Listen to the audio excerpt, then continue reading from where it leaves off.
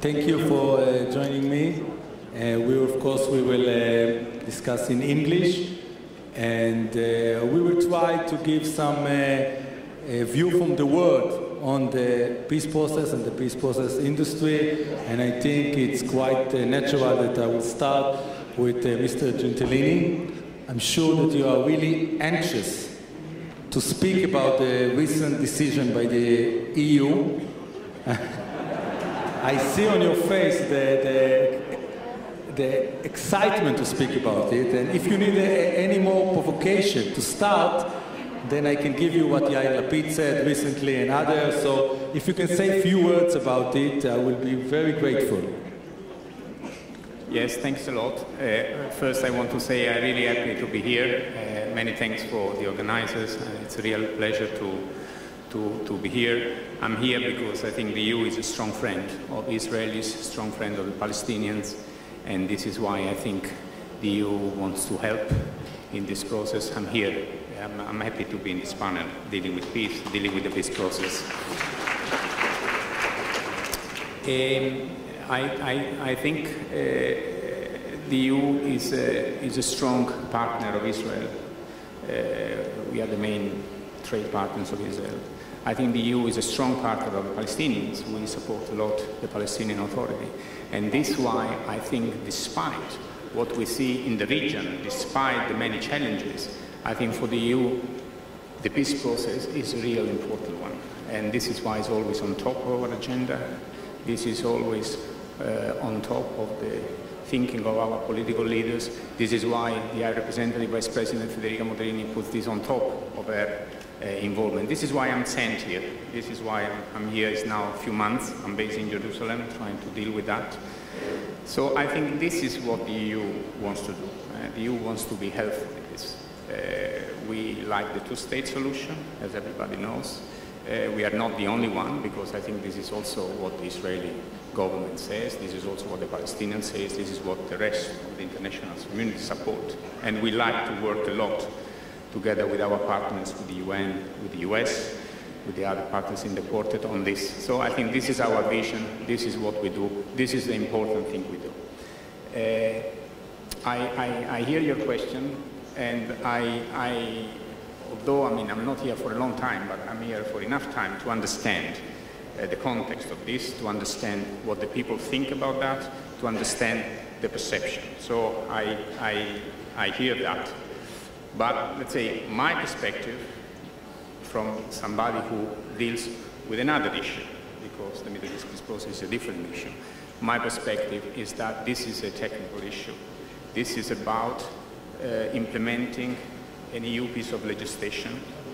It's about implementing a piece of legislation in which which guarantees the rights of consumers to know where the things they buy come from.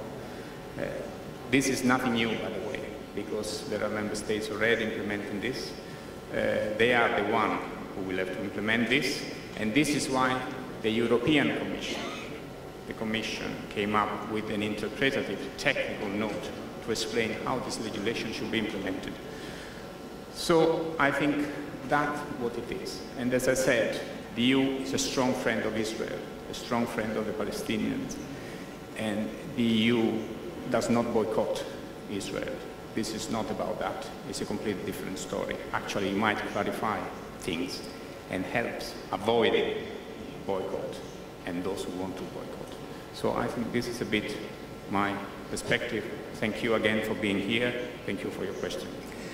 Thank you very much, but I want to follow up with another question about this. If you can add anything to this, because what we know is that when we first published 3.5 years ago, there was some involvement of the US saying to the EU, it's not the right time because there is a peace process right now.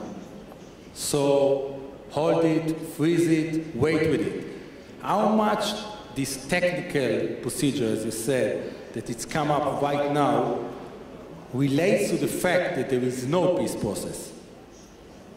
Again, thanks a lot for this, and I'm happy to take part in this panel. If you want to discuss this technical issue, I think you would better choose another one, because I'm not the person dealing with that. It's not that I want to escape. There are never the right time to do things. There is always the right time to do things. In a way, that's what it is. I would not focus on what has happened, on what we have done. I think what we need to see is what we can do in the future. These two things have to be kept separate. That's my view. Thanks a lot. Thanks. Mr. Mladenov, if I can ask you, I know that you deal a lot, correct me if I want, with what's going on with Gaza and the Gaza Strip. And would it be fair to say that right now, Israel is the good side, as long as we speak about bringing food in, bringing materials in, that Israel is very cooperative, and maybe other sides to this issue are less cooperative? Well, thank you again also for the opportunity to be on this panel. And I'm sorry to disappoint, but this is a story of bad characters. Everybody has a fault in what the situation on the ground today is. I think the biggest challenge that we as the United Nations face in Gaza today is that we see an increasing level of hopelessness among people. A hopelessness that is slowly turning into anger, and anger that is turning into desperation. And when you have hope, anger, desperation, no salaries, limited access to reconstruction opportunities and limited access to development, you have an explosive situation. And that explosive situation is a threat both to the security of Israel as much as it is to the future of the Palestinians and their aspirations for a state. We, on a daily basis, struggle with trying to help reduce that tension. And in fact, we've seen some good cooperation from Israel on this. We've seen good cooperation in terms of reducing some of the limits that exist on the crossings. It's the beginning. Much, much more needs to be done. We need to see more assistance from the international community because the reconstruction needs are vast in Gaza. And finally, we need to see leadership on the Palestinian side that is willing to resolve a lot of the political challenges that still divide the West Bank today, and that also contributes to the lack of hope for the Palestinian people in Gaza. Can you elaborate a little bit about, you said that still a lot needs to be done by Israel also. What Israel can do more to help the situation in Gaza? Well, let's start with improving access. Improving access for goods to go into Gaza, improving the opportunities for exports, supporting projects that increase the electricity supply to people in Gaza or drinkable potable water so that they can live in a fairly normal life. But also look at some of the underlying challenges that Gaza as a society has. And here's where the cooperation between Israel and the Palestinian Authority, not between Israel and Hamas, but between Israel and the Palestinian Authority, is vital in returning the crossings of Gaza to the control of the Palestinian Authority, the legitimate authority, and moving forward on supporting a plan salaries of about 40,000 civil servants in Gaza that are mostly doctors and teachers. So on this, so I would say that we need to do things together with Israel and the Palestinian Authority, and together with the international community. Thank you very much. Ambassador Tan, I would like to ask you, the argument of the right wing in Israel, for many, many years, and maybe now it's even more powerful, is that this is not the biggest problem of the Middle East. The situation between the Palestinians and the Israelis. And in the recent years, we see what's going on in Syria, ISIL, Iran. So maybe it's not that important. Maybe what's going on right now in the Middle East proves that it's not that important. Well, first, First of all, do you hear me, by the way? Try this, maybe? First of all, I would like to express my sincere thanks to the organizers, specifically to my dear friend Akiva Eldar for inviting me to such a conference. Secondly, it is a great thing to come back to Israel after 6 years of interval. I was ambassador 6 years ago here. I spent 3 wonderful years. I know these are not relevant to the subject, but I have to voice this. What I witnessed is today, really, Israel has grown, and I think to be one of the most attractive countries in the region. I think just before coming to speak before this wonderful audience, my friend, I don't know whether he's here, Robert Wexler, asked me what I'm going to say. Robert Wexler doesn't need any introduction. And even before coming to the region, yes, you're right, Mr. Dürker. I think perhaps the present situation in the Middle East has really pushed this issue to not the back burner. I mean, it's not frozen or forgotten in any way. It's there. But I think what is bad is that it is bad for the two parties who are, I think, trying to find a solution to this problem. It's bad for Israel, it's bad for the Palestinians, and it's bad for the international community, it's bad globally.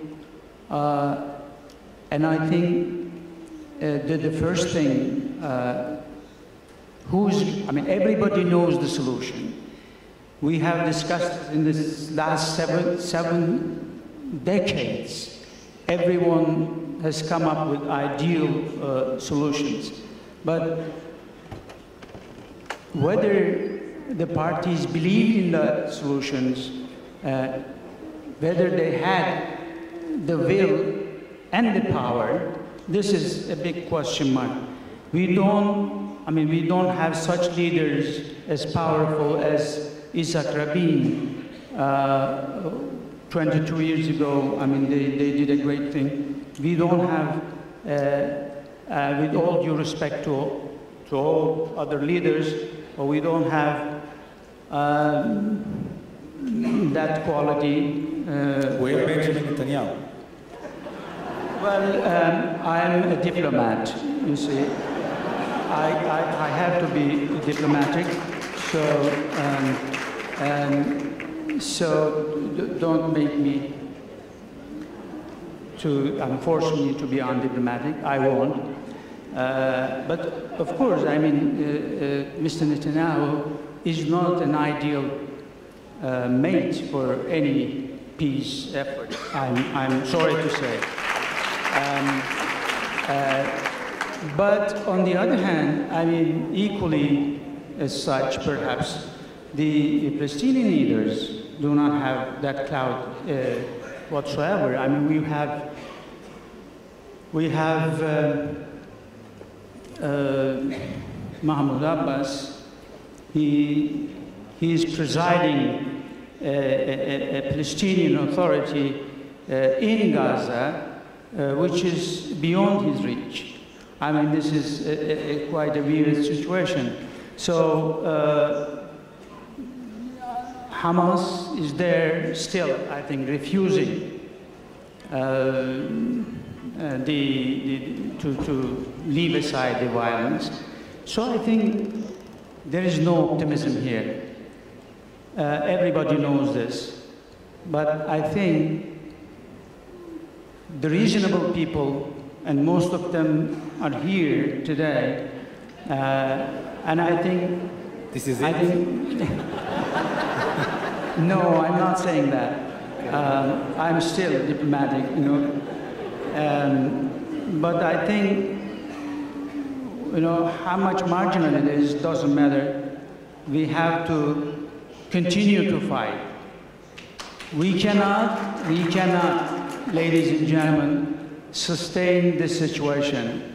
This is not good for this great country.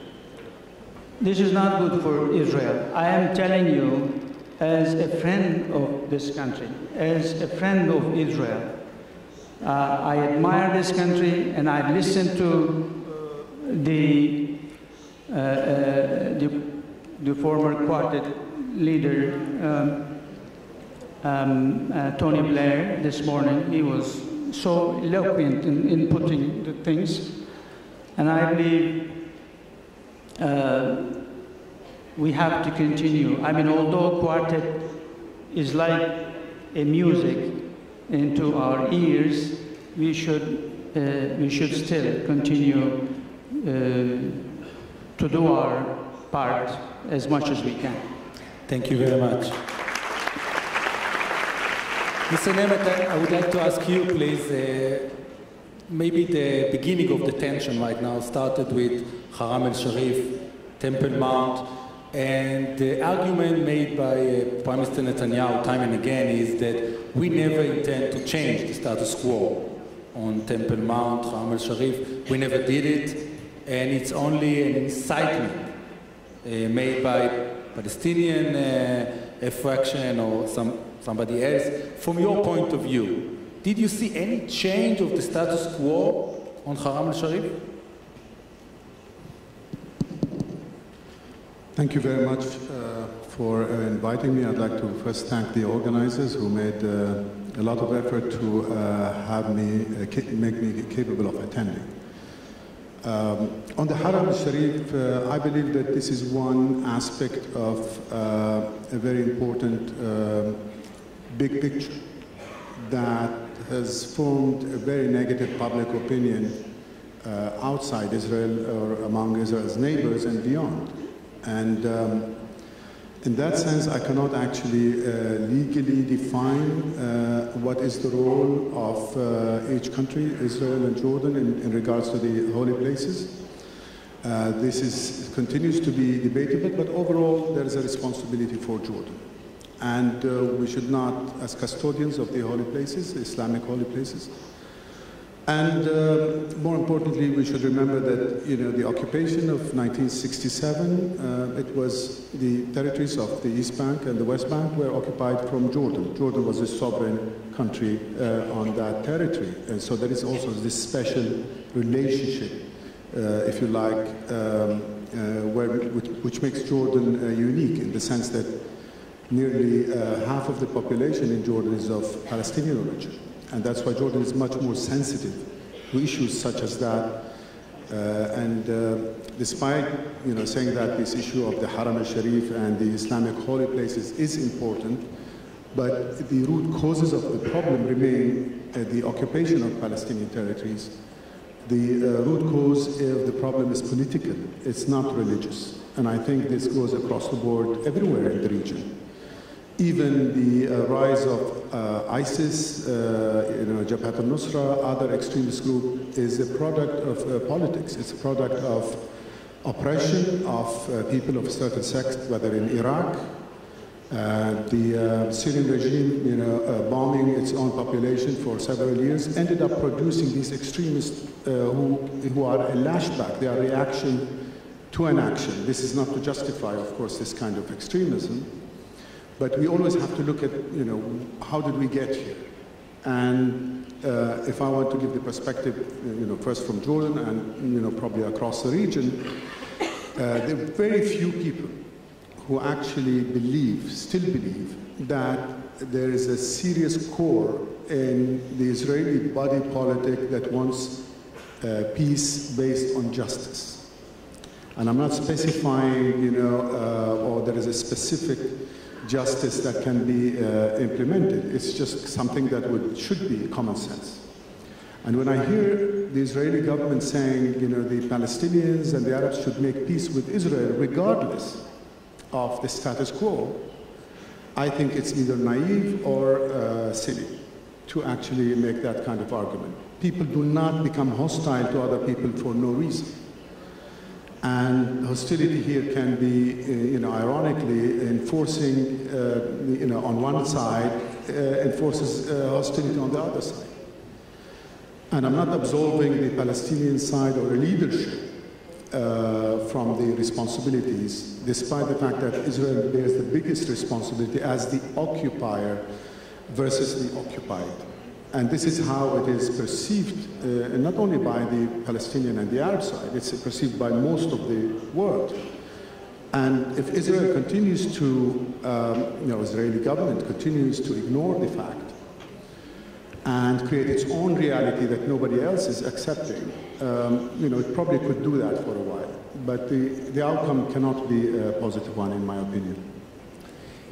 Let me ask you, but can you describe to us a possible permanent status agreement regarding the holy places, and especially Haram al-Sharif, Temple Mount?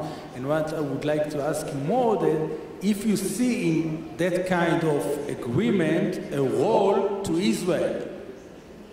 In your view, can you see any role to Israel in a permanent status agreement regarding Haram al-Sharif, like sharing sovereignty or any kind of other rights that the Jews and Israel will have on Haram al-Sharif?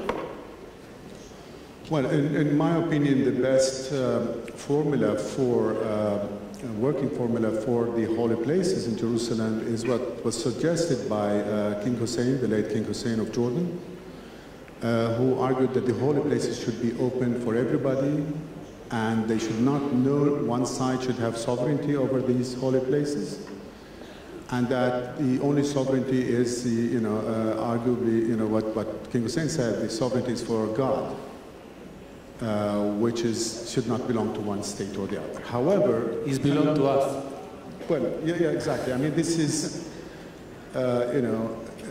people, all religions believe in God, and all believe in, supposedly doing all the right things, apart from the extremists on all sides who do not actually agree with it. But what I'm saying here is to look at a settlement, the potential of a settlement looking forward. We really have to, consider the issue of legitimacy, the question of partners, and each side saying, there is no partner, peace partner on the other side. And to address the question of representation on the Palestinian side, I would argue there is a kind of a conspiracy that involves both Israel, the Palestinian Authority, as well as Hamas. And this, which is hardly ever mentioned, is that the Israelis are not interested in having elections in the West Bank and Gaza, because that would actually produce an elected representative government. Partly also because Hamas is afraid that if you hold elections, they will lose in Gaza, and Mahmoud Abbas is afraid that if you hold elections in the West Bank, Hamas will win. So the three sides here to this formula have an interest in maintaining a status quo for the fear of what might emerge, which has to emerge in the sense that you can no longer speak on behalf of your own people if you're not elected or continue to be a legitimate representative. So I'm not, criticizing any particular side per se, but this issue has to be, this deadlock has to be broken in order to take steps towards a legitimate representation for all sides. Thank you very much. Rabbi, I would like to ask you about something completely different. We in Israel are completely used since 1977 that the ultra-Orthodox parties in Israel are part or leaning almost automatically to a right-wing coalition. Why is that? Well, I think that's actually changing. I think there's something very interesting happening with Shas towards a two-state solution. So I wouldn't necessarily make that in statements that they've made. And there is a change. Yesterday, the spiritual leader of Shas, Rabbi Shalom Cohen, were you familiar with this authority? He signed a letter not to evacuate the illegal synagogue in, I believe, Kochav HaShachar or something like this. And he encouraged soldiers to defy orders. So there are also other voices. And He's the leader. Yeah, well, hang on. We also have a psak din, a halachic decision from Harav Avadia Yosef, Zichrono Livracha, a very different type of decision. Just want to say how much I'm enjoying becoming the spokesperson for Haredim here. Must be the first time in my life. Bring it on. No, but there's a reform whereby maybe you understand why it looks like the more ultra-Orthodox you become, then the more right-wing you become. Well, I think what's important in this is to see what will happen in the future. So by 2050, 35 years, the majority of the Jewish world will be Haredi. So what will happen to our voting patterns? What will happen to our levels of poverty? What will happen to our outwardness? Something has to change. Sustainable situation financially and in other ways. So I'm happy not to become the diplomat for the Haredi parties. I think I would be their nightmare of someone defending them. But looking at patterns of what is happening is vital. Okay, Mr. Ambassador Ten, another question for you. Now it's becoming very trendy in Israel to speak about regional agreement, regional conference, which is to say that we cannot, we don't have the power or the political forces to get an agreement with the Palestinians, then we'll join the Saudi Arabia, Egypt, Jordan, maybe even Turkey. And together we will join forces to get to bilateral talks and multilateral talks about the future of the Middle East. How much, in your view, it is possible that the leaders of the moderate Arab countries will encourage Abu Mazen to get to the tough decision that maybe he's not willing to get? Well, I think everything is possible if you have the will. I don't see any will presently on the actors, I think, who are interested in this. I don't see any will in the international community. I mean, they have distanced themselves a little bit. I don't see any interest in the United States anymore. I mean, after 2 failed attempts that they have made, they lost their own interest. And I think we have a bleak picture before us. And everybody, I think, of course, presently, if you look at the region, this is another dimension of the whole problem. If you look at the region, it is in a mess. I mean, how can you think of any regional conference? You know, the actors, Arab countries, among themselves, they have many different disagreements on different topics, let alone on this. And I see, I think, honestly speaking, no such hope. Coming to Turkey, Turkey is again, you know, with all due respect to all other Muslim countries, if I'm not mistaken, we have 57 of them. Turkey is different, you know, with its own standing, with its democracy, with its free market economy, with its institutions, with everything.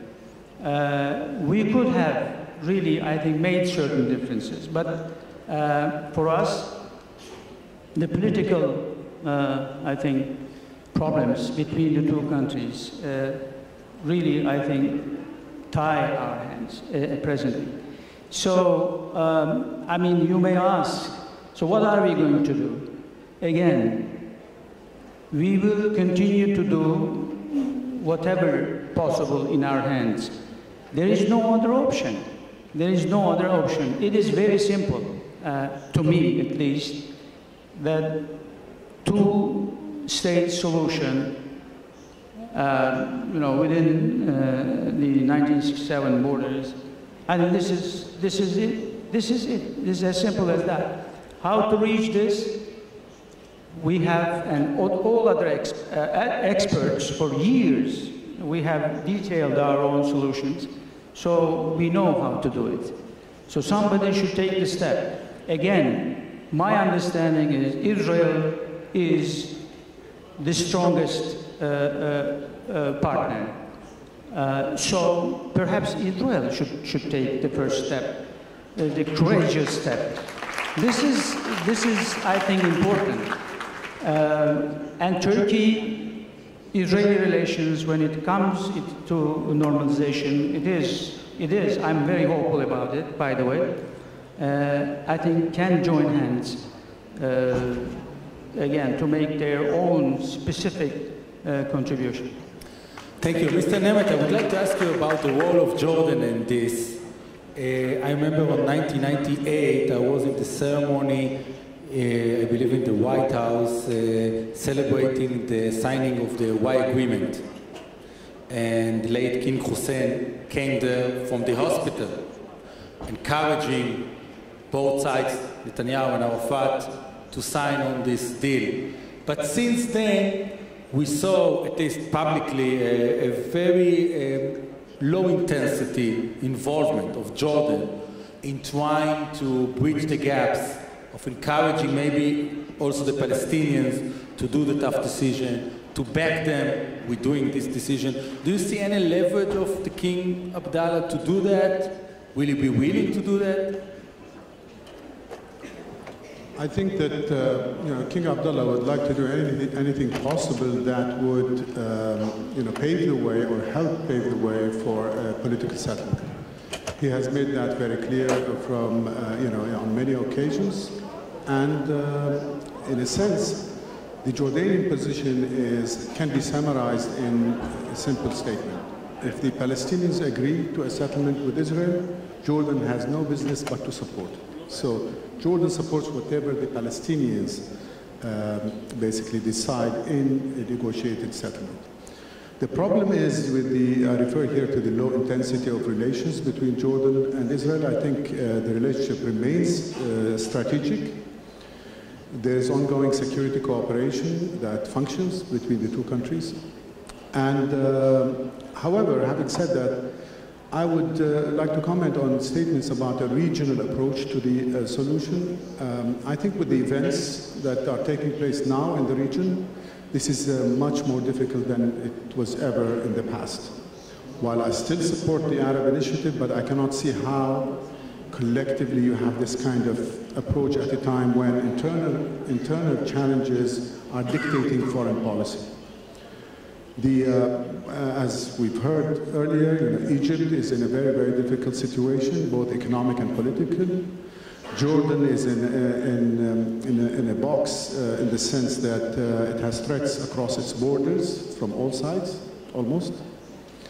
And each of these governments, each of these countries worry more about their internal problems, almost existential, and they would prefer not to add to their responsibility, sort of patronizing Palestinian-Israeli relationship. Not to mention that the Palestinians do not necessarily want to get the blessings of every Arab country before they can actually advance. So there is an increasing conviction that the conflict, the Palestinian-Israeli conflict, as we've heard earlier, cannot be resolved in Washington and cannot be resolved in Saudi Arabia. It cannot be resolved in Amman. Sure, these countries can help in their own way, but the ultimate burden of political settlement rests with the two sides, the Palestinian and the Israeli sides. And here I would refer to the question of empowering the Palestinians by responding to the moderate Palestinian proposals.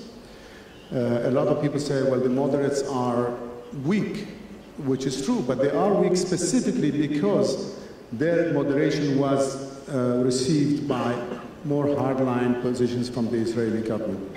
You cannot continue to appear to be wanting peace when the other side is doing exactly everything possible to make you look look negative, in a negative light from the Palestinian side. So when we heard the Prince Turk al-Faisal speak about him really wanting to come and visiting Israel and Palestine, and not being able to do so now because, and the same thing appeals to, it also applies to King Abdullah.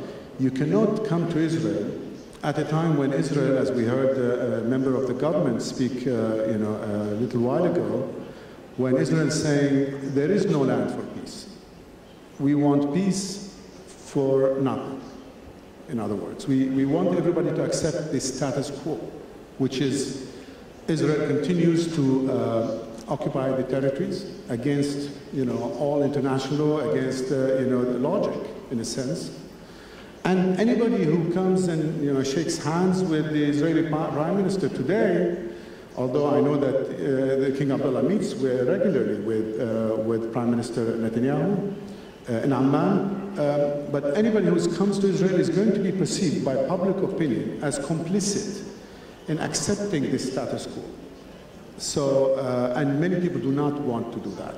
I personally had, to face big problems every time I participated in a conference in Israel, because not only you are normalizing relations with the occupiers behind the backs of the Palestinians who themselves are not attending, and this is the, an argument that I heard very often, which makes it very difficult for all those who want to reach out. I do represent a lot of people who believe the same way, but they cannot actually say it publicly. It's not popular. Unfortunately, hardline policies on the Israeli side has turned, created a hardline on the other side, and in the process, even the word peace has taken a very negative image in the minds of people. Peace has become a dirty word because when you associate peace with continuation of the status quo, continuation of settlements, continuation of military occupation, this is no longer a peace proposal. This is a continued war proposal under the disguise of peace. And that's not acceptable. Thank you. Mr. Gentilini, I would like to ask you, do you think that the Palestinian leadership could do more vis-a-vis the wave of violence, terror that comes from territories East Jerusalem? Thank you. Well, I think everybody needs to do more here. It's not a question to single out somebody. I mean, this is a complicated process. There are two sides. And I think everybody has to show leadership, restraint, help to calm down the situation. So I think this is the message for both the leaderships. Actually, I think we need to do three things. We need to deal with what we see on the ground, with this violence on the ground, which I don't think is acceptable.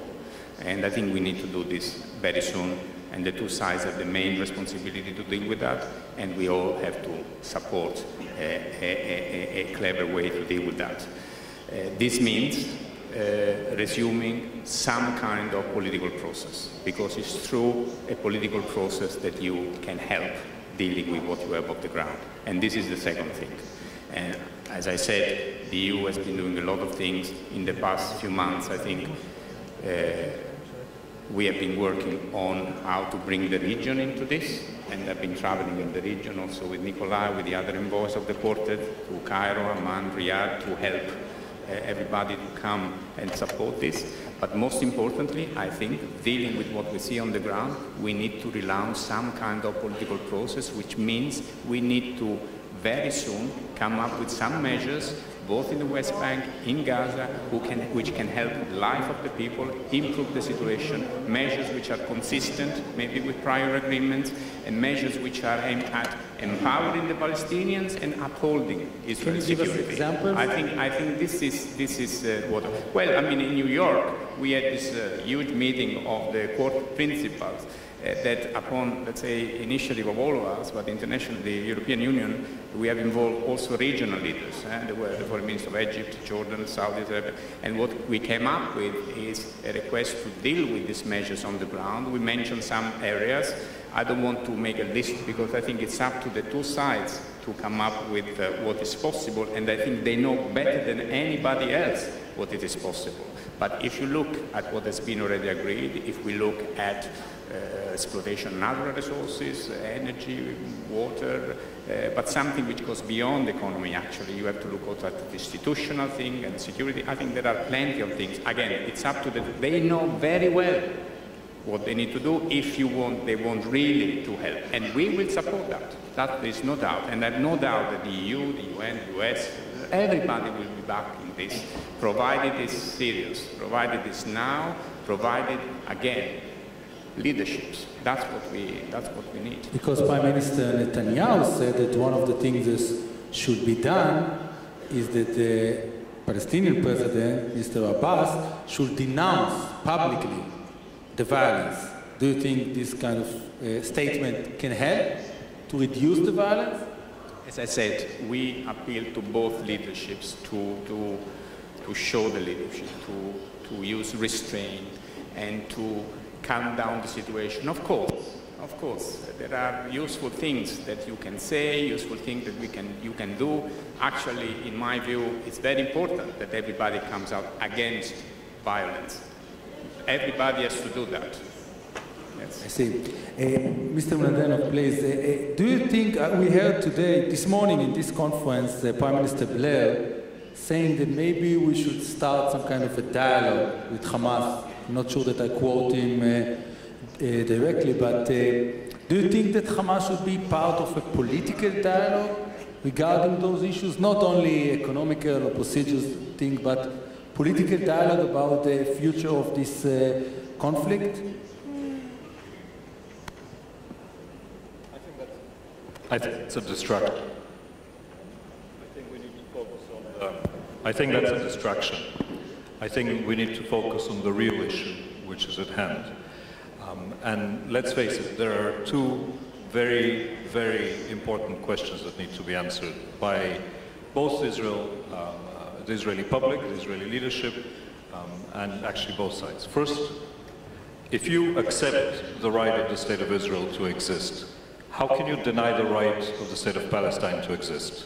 That is the fundamental question. If we start from that question, then the second question becomes that there is a wrong and a right two-state solution. The right two-state solution is the State of Israel and the State of Palestine living side by side in peace, security, and recognition. And then there's the wrong two-state solution. That is the State of Israel and the settler state that is emerging in the West Bank. This is the real challenge that we face today to peace. Because with the expansion of settlements, their infrastructure, and the entire enterprise, this undermines the very foundations on which you can build a two-state solution. We can talk about the politics of how different political parties, Hamas, Fatah, others in the West Bank and Gaza, need to bring national unity among Palestinians, but unless we actually focus on what really needs to be done today, that is preserving the two-state solution, unfrozen the little dove that you have frozen in your logo today, and making sure that when it's unfrozen, it's not dead. That is the real challenge that we face. So, for that to happen, we need to see first substantial policy changes and steps on the ground, both in the West Bank and Gaza, that signal that the words that the Israeli Prime Minister has committed so many times until today of a two-state solution are actually backed up by actions. And actions mean policy changes.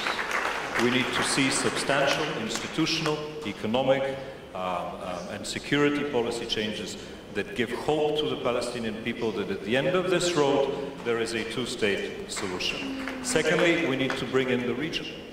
And bringing in the region actually doesn't mean going to the region and saying, dear king of this country and king of that country, bring Abu Mazen to the table. It actually means going to the region and engaging with the region on the basis of the Arab Peace Initiative, on the offer that has been put so many years ago on the table, and seeing how the countries of the region can support both Israel and Palestine in reaching a deal. And finally, what I think Fernando, myself, our friends in America and Russia, members of the quartet, need to do is we need to set up the appropriate international architecture of what needs to be done and in order to support this process. That architecture has yet to emerge, because as it was said earlier today, what has been done until now cannot continue forward. We need a new process, we need a new framework in which to put it. And I believe that it is possible, it is doable. It is doable beyond this room. Sorry, there are reasonable people who are not present at the conference, and there are more than 2 and 3. And I believe that it is actually possible on both sides, but it demands leadership and it demands a real, serious engagement. And if we take that approach, we will fit everything in. We will fit in Gaza, we will fit in the West Bank, we will fit in the final status issues, but that's the starting point which we need to take today. Thank you, Rabbi.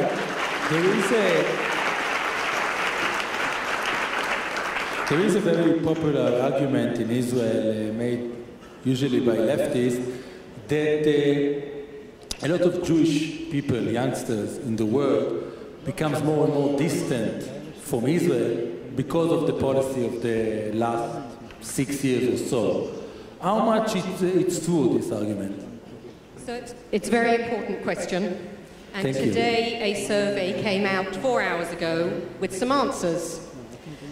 So Jews are changing. On the whole, the vast majority of Jews abroad support Israel.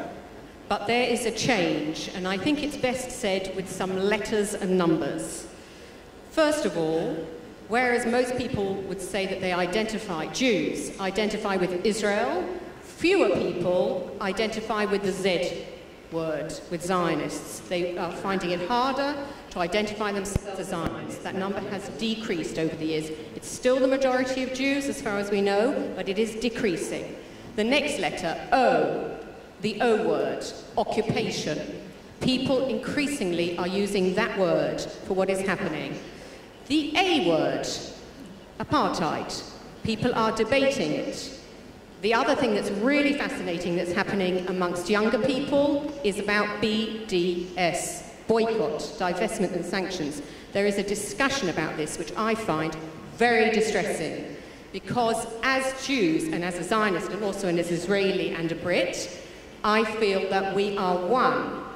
I don't want to be Levadei Ishkon. I don't want to be on our own, that the people who are not Jewish will not relate to. I want to be one people, and that there is a fracture that I believe is happening in identity to Israel and therefore identity as Jews. And when we look at numbers, what is happening is about 48 rather than 67.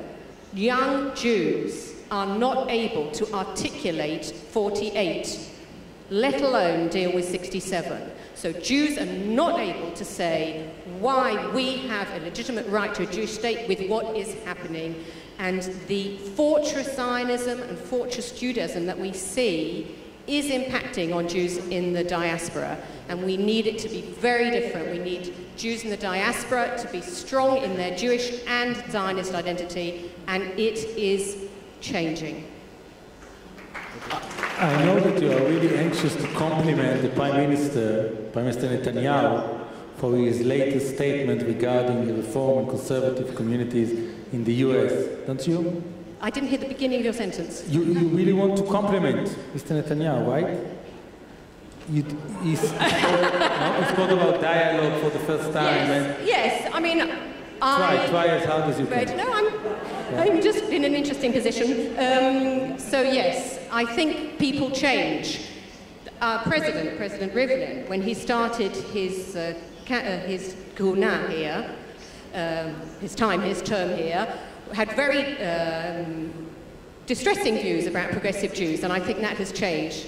And I think Netanyahu also understands that Jews are Jews in many different forms, and we need as many Jews as possible to feel as good about their Judaism and Zionism. Thank you very much. And I think that it will be good to wrap it up with one question for all of you about the two-state solution. A lot of people, even among the left parties in Israel, think that it's maybe it's the best idea, maybe it's the ultimate idea, maybe it's the only idea, but it's not realistic anymore. There are, at least you need to evacuate right now to get to 67 borders with land swap of around 5%, you need to evacuate at least 150,000 settlers. Maybe it's impossible financially, maybe it's impossible because of the tension inside Israel. We saw what happened when we evacuated 8,000 people from Gaza Strip. So if you can say, do you think that the window of opportunity to implement this solution maybe has been closed? Maybe we need to think differently. Maybe we need to think about other solutions. Please. Well, on the issue of territories, I think it is important for any credible political process to move forward is for Israel to define its borders, or at least to say where it thinks its borders are, or where it would like its border to be as a negotiating point before we engage in a process that we don't know what is the real purpose of it. If the real purpose is accepting the status quo and making peace based on that, it's not going to happen. We know that. There has to be a light at the end of the tunnel for the Palestinians. Palestinian leaders have to really have something very credible from the Israeli side before they can convince their own population that it is viable and it is the right thing to do to move forward with the Israelis towards a final political settlement that would create a two-state solution. As it stands, nobody has ever heard, and so far, any Israeli leader saying where are Israel's legitimate borders from the Israeli perspective, so that we can, we have a starting point. We do not have even that. And the argument that Israel's borders are where the Israeli tanks stop is unacceptable to anybody else, outside Israel and maybe a lot inside Israel. So before, these confidence building measures, which cannot be encouraged by what we heard earlier from a member of government saying, the other side should accept peace in return for peace, never mind the occupation, never mind the subjugation of an entire population, never mind injustice, peace for peace, rather than land for peace, which is absolutely an argument against any kind of political settlement. If this is the position of the Israeli government, it is very unfortunate. And though I would like to believe otherwise, I do recognize the fact that Bibi Netanyahu was the first Israeli leader to actually cede territory in the Hebron Agreement. And in that sense, it created hope that he is a strong leader who would actually bring the Israelis to accepting a settlement based on an exchange in land for peace. So far, the signs have not been positive. But it is very important for people who believe in the need for a settlement to continue pushing, to actually work on public opinion, and they need to ask themselves, how come the right won the elections? What are the reasons? Is it the fear-mongering from the Israeli right, scaring people into voting to the right, or is it that the Israelis like to have, political opinions or positions of the Labour Party implemented by the Likud party, and which I heard very often. Either way, there has to be a complete, soul-searching on the side of people who believe in peace, in order to see how to move forward to convince their own population. Okay, thank you very much. Mr. Janner-Klausner, if you have anything to add. Thank you. Thank you very much. I think that actually what you see happening now on the ground, what you see it's happening in the West Bank, in Gaza, everywhere, show that the two-state solution is the only possible solution. I think this is very clear. This is very, very, very clear. It's evident to all those who want to see it. So there is no other way out. And what you see is that there was no need to demonstrate that, but I think this further demonstrates that. In order for this to happen, I think at this stage, when we see the stalemate, we need an entry point. And I think before, we have been trying to see what this entry point can be. These steps on the ground, these measures on the ground consistent with prior agreement, these bold steps, this policy shift. I think that's what should be the entry point if you have the leaderships, if you have the political will to do that. Things to do, and also think not to do any longer. You mentioned before incitement. Of course, this is a problem. We should stop that. As we should stop many other things, like settlements, demolition. I think that's all. Things to do, things not to do. Paradoxically, if you look at the region, and we very much support what has been said about the regional approach, and the EU is very much behind this, there are so many challenges for which we cannot even start to see a solution. In this case, the solution is there. And it's clear, it has been said by all, two-state solution, 67 borders. I mean, that's what it is. I think we are close, and this is possible. Again, political will and leaderships. Thank you. Thank you very much.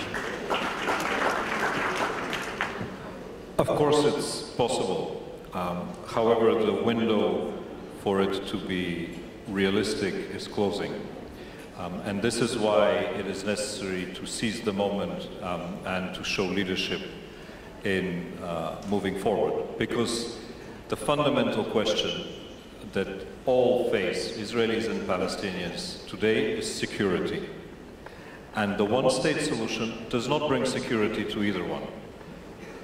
So the fundamental question then becomes, how do you have a two-state solution that ensures security both to Israelis and to Palestinians alike in times of turmoil, at a time in which the region is undergoing major political shifts.